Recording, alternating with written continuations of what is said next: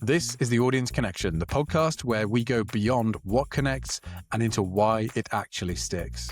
Episodes are grounded in both research and real-world experience, unpacking what's behind audience behavior, from psychology and neuroscience to cultural cues and decision-making. And then we ground all those principles into real-world applications, so you understand exactly how to create stories that are memorable and change behavior. We talk to brand storytellers, behavior scientists, and communication leaders about the real drivers of attention, trust, and action. Sponsored by Casual, where behavioral science meets storytelling to build trust for your audiences. We're your hosts, Ollie Atkinson and Lydia Chan. Welcome back to the Audience Connection, guys. Today, we're letting the audience choose their own journey. Not you guys listening specifically. You'll have to listen all the way through like usual. But yeah, today's guest is someone who has spent her career exploring a really fundamental question. What if audiences didn't just watch stories, but actively participated in them? Yeah, now we've worked in interactive docs ourselves, and we've produced interactive work. I've worked in interactive theatre, so this is a real subject that I really passionate about, actually. You know, you've got interactive games as well. It sort of spreads out into all areas of society, but Sandra has spent much of her career, studying this, and she's really a pioneer of interactive documentary and immersive storytelling, and exploring how digital media can transform audiences from passive viewers into active participants. And so her work, it really argues that stories don't just inform people, they actually shape how we understand the world and how we actually relate to each other. So when audiences are able to interact with a story or explore it or even contribute to it, that changes the relationship entirely. Right, because we all have our own perceived reality, right? And that's all shaped by our own experiences, how we grew up, our language, our culture, and traditional storytelling tends to guide audiences down a single path, which is through the lens of, the people making the story. And we know with true audience connection, if you're actually interacting with something, that lodges into memory more deeply, and it resonates a bit more long term. Yeah, and this is packed with case studies, so fascinating case studies. And Sandra asked, what happens when you open that up, right? So when audiences can explore, contribute, or even help shape a narrative, what happens then? And we also dive into impact storytelling, so not just about telling a powerful story, but thinking about how stories then ripple out into the world and how that influences conversations, communities, and even social change. Well, a great conversation about how storytelling is evolving.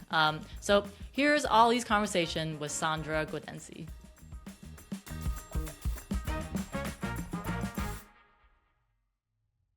Sandra, welcome to the Audience Connection podcast. It's absolutely fantastic to have you on. So I'd like to talk a little bit around impact storytelling as well. Right. Okay. Segue into a completely different bit. I think that's, you've been working more on this field recently. If you could give us an introduction into impact storytelling and what that is as an idea. Wow. That's an easy question, isn't it? I think from everything I said so far, coming from documentary, trying to think, how do we use technology to effectively create stories that matter? You can already see there's a thread that I overall believe that stories are transformative, that they have a power. And therefore, especially now in this time, probably always, but even more now, we have too many stories, too much being sort of led on us. There is and not enough impactful storytelling for a positive change. So I have this urge lately to think of impactful stories. And impact is a word that I don't particularly like because first it comes a little bit too much from the industry, from my side, which is like, what does it mean to have an impact? Does it mean to change people? So then we're back into that logic of, I want you to do this. So I'm going to tell you like that so that you do that. That's not the way I would want to understand impact. And I would prefer to call it intentional storytelling. So what is my intention when I put a story into the world? And my job is normally to teach at university to future storytellers. And I want them to be aware of their power. I just don't want them to be egocentric people going, yeah, I have this idea and this is what I need to do. Or I have a client who just want that, I'll just do what they want.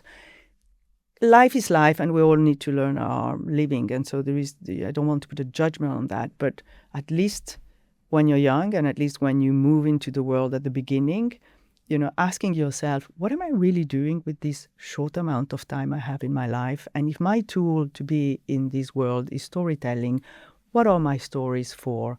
Where do they land? What am I trying to do and say with them? I think this is a question that we should at least ask ourselves. And so impact storytelling is a way of considering all this, is of thinking of how a story land into the world and what impact and how it might change things around it. And what I have discovered recently, because for me this is a fairly new field, is that I've probably spent 30 years of my life thinking of the impact of a story literally just, if my story is good, it's going to touch someone. And if it touches someone with their emotions, that's fine. This is enough. If I touch one heart, this is enough. This is why I think most of the people I hang out with, people in TV, in documentary, that's impact for them. And what I realize is that is a very small part of how a story lands in the world and creates change. Because in the creation of this story has a lifespan that starts the moment I decide to make this story. And when I decide to make a story, I need to think about what is the story about. I might create a team. So now my interaction with this team is already a form of impact due to that story. Who am I going to choose to tell this story? Is it going to be the voices that normally are represented or not? How accurate am I? So the team level, what I call the process of the production, how am I going to work on this story, is already creating a level of impact because I'm choosing people, I'm changing them through speaking about this story with them. Also, I'm probably going to have to interview people. So the subject of the story are going to be impacted by this story. So this is already, while I produce, I'm impacting, at a certain level. But at the same time, if I want this story to kind of have an effect, I could think of impact as the impact of story, as the power of storytelling. Those are all the psychologists, all the people who are thinking, what is the narrative arc that cognitively, brings us to have an emotion, and because we are emotional, then we open our heart and then we want to have an action, for example. So that is another way of thinking of the impact of story, which is literally the power of the craft of making a story. That, if I do it well, it might create more impact than if I don't do it well. But the story doesn't live in a vacuum. It lives in a medium. And this is why all this work that I've done with interactive storytelling for me was also about saying, okay, but even if I am aware of how I work with my team and my subject, even if I'm aware of what my story is, if I now decide to do it in VR or on another platform, now there is another layer that will create more or less impact, which is the layer that belongs to that medium. So, for example, the way I'm going to design an interface. What I was telling you before about Alma, designing an interface that allows me to go up and down is impacting the way I'm going to receive that story. If for example, I create layers of interaction throughout my story where the user slowly opens up, for example, in Riders Pork, by the end of Riders Pork, my cycling story, by the end of it, you're asked very, very personal questions about what is the secret you never said to anybody, for example. Now, that is an interactive story that has an interactive design that is, I think, evolutive in the sense that you start with easy tasks and you end up with questions which are more and more Right. Internal. Get more personal. Yeah. So that is emotional design. That is interaction design. That belongs to the platform. So one level of impact is not just the story. I'm going to do a story about people cycling in the cities. That's one level. How am I going to work with my team and with my communities is another. But how am I designing it? Interaction, design, testing, that's another layer of impact. And then the moment this story hits the world, if we want, the so-called launch, the so-called distribution in cinema or in documentary, now we have another layer of impact because the story is going to hit an audience. But this audience now is hopefully opened somewhere cognitively. They're going to learn something. They're going to have emotions. So there's going to be transformed while they go through the story, while they experience the story. And then what? And then hopefully, maybe that's going to change something in their brain for the future, but very likely not, because the transformation that happens to you through a story is immediate, but doesn't last in time. So there is a whole other layer of impact, which is about social impact, about how do I create maybe activities, call to actions, debates at the end of a film, a petition or a movement. So something that uses the power of a story to open you up, but then to move it into a space that is more a behavioral change. It's not just, oh, I understood something, but it's rather, right, no, we need to do something about that. But that needs to be orchestrated. So that needs impact producers, and that's a whole other layer than just creating the story at the beginning. It's another job. So that layer of impact is about social impact, but it needs to be strategized, financed, made happen by people who work in that field. And this is how this story starts now moving from the single individual to communities and hopefully maybe to changes legislation or whatever. So that's a stretch of impact, which is much further than just the individual impact on the audience at the beginning. And then the last layer that you can think of is that I've done my story maybe, and this has helped some people to change, but I'm just a drop in an ocean of other stories. Often, there are a lot of waves of saying these. Sometimes people speak about a story being just a fish, and it's only when, a whole stream of fish go into the same direction that you have what is called a narrative change. So the narrative change is a societal change in the way things are perceived, patterns like, Black Lives Matters, for example, is not a single documentary or a single news story or a single interview or a news item that has created, a sort of societal change. It is all of those things happening at the same time, moving in a similar direction. Yeah. That changed the patterns in people's brain because they start to think differently. They see our beliefs are a lot about just connection in our brain. So the more we get used to see things differently because this is what is all around us, the more we become part of that worldview sort of infuses on us. So narrative change is also a level of impact, but it's a very long term. It might take 10 years, 20 years, like the way we relate to tobacco and to smoking. Yeah. If I was to take a cigarette now and say, okay, what shall we talk about? You would think I'm completely bonkers. Well, I probably have a cigarette as well. I used to be a smoker, but yes, yeah. All right. Might be frowned upon by the podcasting studio. But yeah. Not in the podcasting studio. It was completely normal, even 50 years ago. So that is a narrative change that doesn't belong to a single story. It's the result of a lot of different type of stories throughout a long term. And so if you look at all these layers of impact, you kind of realize that these simplification of, if I do a good story, this is going to be good enough because it's going to change someone. It's like, yeah, but that's a very little step compared to all those layers that if you knew about them and you were to start of taking them in consideration where you're creating your stories, then you could, for example, be maybe more effective, but also at the same time stronger and more humble, because if I know that I'm not going to change the world with my new documentary, but I might just, push it in one way. I might want to do a research to know what else is around, because I might want to position myself in a space that at the moment has not been used by other stories. Because this is how I help the stream of fishes. It's not by doing exactly what already has happened. It's building on the movement that's already going in that building on the direction, movement. So I think being aware of these, what I call the impact, mandala, which is like lots of different layers that together form a whole, that gives us hope, actually, because it also means, well, I can't change everything alone, but I am part of something. And so this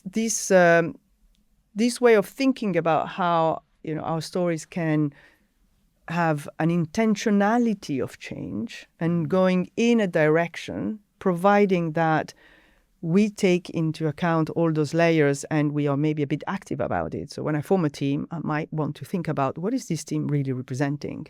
And when I look for partners, maybe that also then is part of the impact, because those partners are going to help me to spread my story.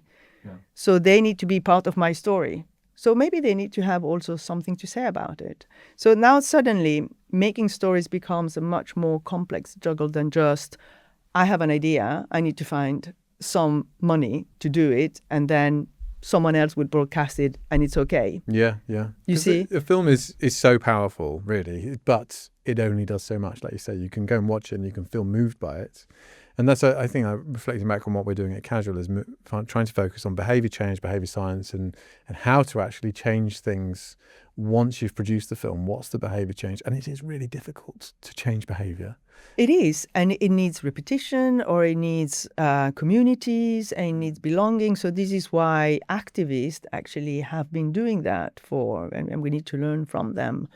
They've been doing, educational material. So we watch the movie, but then we maybe discuss it. And then after discussing, kids have to, write a blog about it. And so it's because they enter into a new logic, into a space. The story has opened a space, but then you need to be active in that space so that there is a behavioral change. And I love that idea about the narrative and the ocean of stories and building to that one point. And I think in the report there was a really nice example of The Archers, where they brought awareness around domestic abuse through the play. People were just listening to the story of it, but off the back of that, it actually had a change in society.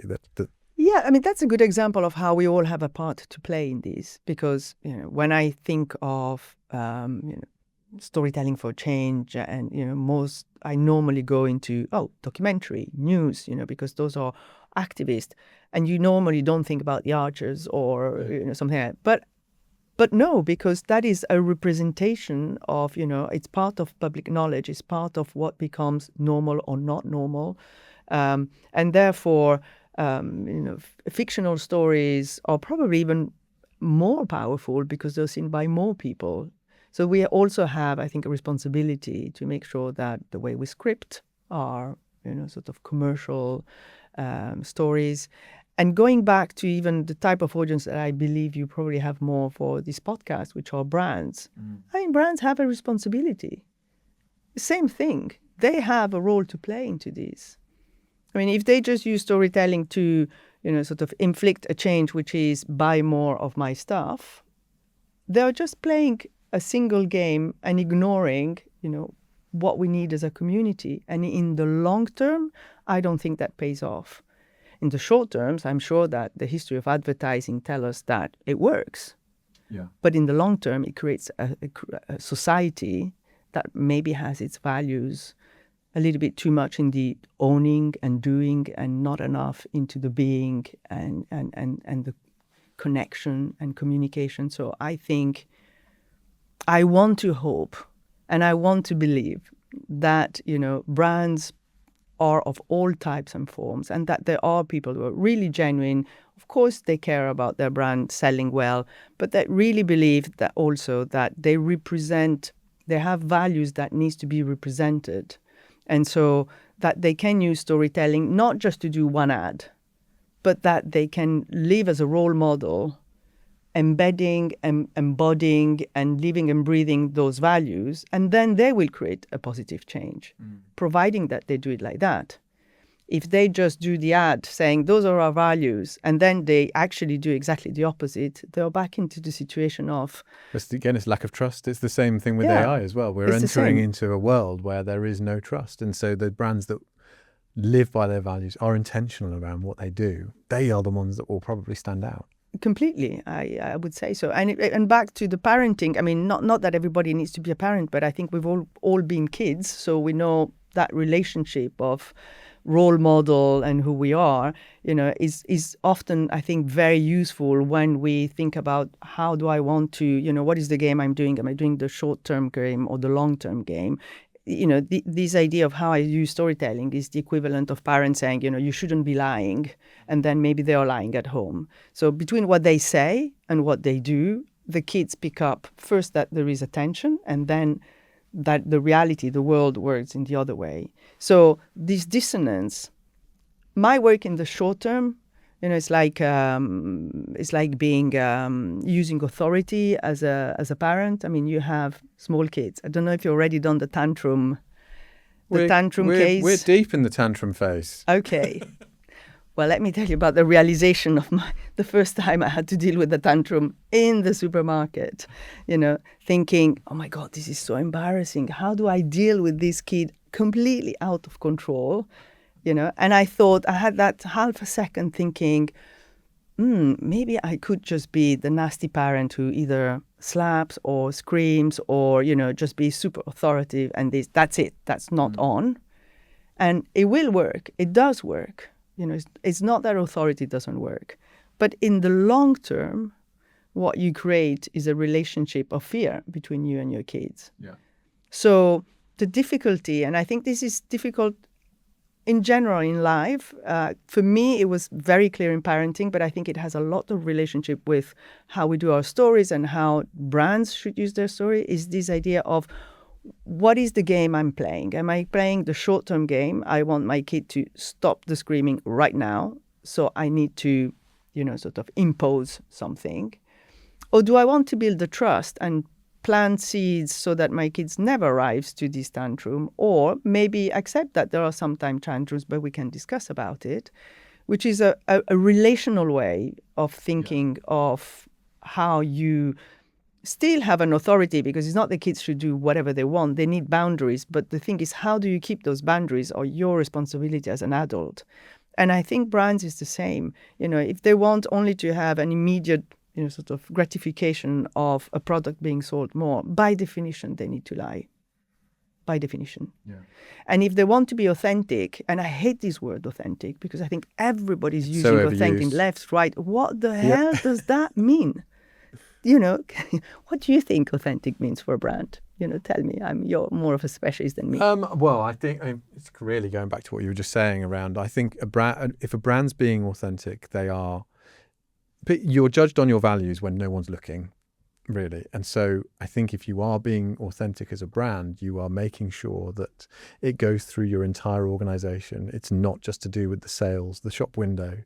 Every single bit, should be threaded through.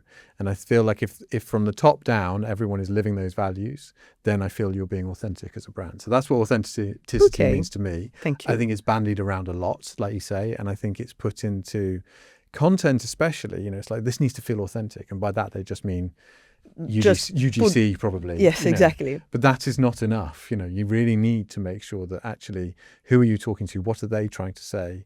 Getting deeper into why they would want to say something about your brand and on camera, and trying to just bring that out. And I think that's what makes you a good director or filmmaker, is the ability to have that conversation, but pull that out of somebody without, with their permission, obviously, and them being comfortable with it. Yeah. But yeah. So I think there is bizarrely a link between all those different layers, which is overall how to be responsible adults, whether we are a storyteller, whether we are a parent, whether we are a brand, and generally thinking more about the long term than the short term, more about the connections. I like to say that I hope people will start doing more stories, which are stories of care, of connection, of curiosity, of courage. I call them the 4 C's, because I think it's what we need now. And so if how do we embed those values and this way of understanding storytelling as a connection rather than I'm telling you what to buy or what to think or, this oversimplification that we can see at even political spheres right now about having, a man that to me looks like, effectively a sort of a kid in the school either having a tantrum or bullying other people. It's actually representative of the way we're using storytelling for persuasion. It's like there is right and there is wrong. I'm right, so you're wrong. Yeah. So I can do what I want to you. It's like, do we really want to believe that this is what are the values of our world? And if we don't, we need to not speak like that. It works in the short terms. So because it reassures. Because it reassures people, because it speaks to their fear, because it manipulates their feeling of, not being powerful enough. But it is a short-term strategy. And that is the choice. I mean, I'm not saying that, this type of storytelling and manipulation in storytelling, and therefore also the counter effect of impact in storytelling, because there are negative impact of storytelling. I'm not saying that they don't exist. I'm just saying that our job is to be aware and as much as we can of our power and use it to follow values that we hope our generation, 6 generations apart, might be proud of us, as opposed to just think about the short term. Yeah, absolutely. And like you say, it is powerful in the short term if you kind of look at. It works like slapping your kid, during a tantrum in the supermarket. Yeah. It's not that it doesn't work; it works. And then your approval rating will drop off a cliff. What are the consequences in the long term is the question that I would like, most people who are in communication to think about. Yeah, I think Imran Rashid, who we had on previously, talked about the marketer's oath. We have a responsibility as a brand. We have, you are communicating to people. There is a lot of power in story. And so, that can be used badly and we've seen that, but it can still be very effective that way, but we sort of need to check our moral responsibility. Totally. Well, thank you very much for coming on. Thank you. It's been a really brilliant conversation. I've got what we always wrap up with one question at the end, and I'd be really interested to hear your response to this, because it's called the audience of one. So it's really, there's this idea that when you're writing a piece of content, you should think of one person to communicate that idea to, and that centers your writing and or what you're creating and forms it. And a lot of people, all of our guests have different people, from their parents to their best friend who would critique it in a certain way. I'm fascinated what your response would be to that, given our conversation. I think I'm going to disappoint you and tell you that I don't have a person of one. So, yeah. No, I don't. I think I genuinely don't. I think I think of who am I talking to and with, hopefully. And sometimes if it's a logic of, how do I, trying to look for words that are not impact, how do I create a change in the person, a shift in that person between, through our conversation, is a bit like, what do I want to add to the worldview of that person, and how can I, so I think more about, I nearly come out of myself, look at where are we, both of us. It's not just the other one, it's where am I, what is it that I don't see? And so my audience is zooming out and looking at both me and the other and say, how can we meet in the middle so that we both change through these story, through this conversation, through these whatever it is that I'm, even if I'm writing, I'm thinking like that. It's like, how do we meet in the middle so that we both have a space of change? Because I think it's never one way. Yeah. It's always at least 2 ways, if not more. So I think this is probably what fascinates me. That took me right back to that reference, the power of 10, the zooming out idea. Totally. And so, like, if anyone hasn't seen it, I think it's IBM, isn't it, the reference? Yes, it was done by IBM. And so, again, in that Medium article, which we'll put in the show notes, Sandra references this zooming out, this old story where it keeps going out by the power of 10. out into the universe and then goes back into somebody's skin and then into their molecules in their body. But I also think that by doing this exercise, and I do this a lot in coaching, I also, coach people either through their stories or life coaching, whatever. The moment you detach from the story you told yourself about who you are, what the world is, etc., the moment you detach from it, you suddenly see the possibilities. Then it's your choice to decide to try another possibility or to experiment with it. Then then you really have a choice. But if not, you actually are in a linear path of which you have very little control, and you often don't even know that you're in a linear path and that you could be someone else or do something else. So I think this exercise of zooming in and zooming out is something I do in general, both in my teaching, for myself, when I write. I mean, it's just a way of looking at the world. Getting a different perspective, And Walter Fisher said that the life is a series of stories of which you choose from to live the good life, right? Totally. And so, well, look, thank you very much. Pleasure. And, hopefully we can have you on again in the future at some point. Thank you for having me. If this episode sparked something, curiosity, a new way of thinking, or something you're going to take back to the team, we'd love to hear about it. Absolutely. Make sure you're subscribed, leave us a rating, and drop us a comment. Tell us what stuck and what you want us to explore next. We want to know. This is The Audience Connection, sponsored by Casual, the video partner for global brands trying to build trust with their audiences. We'll see you next time.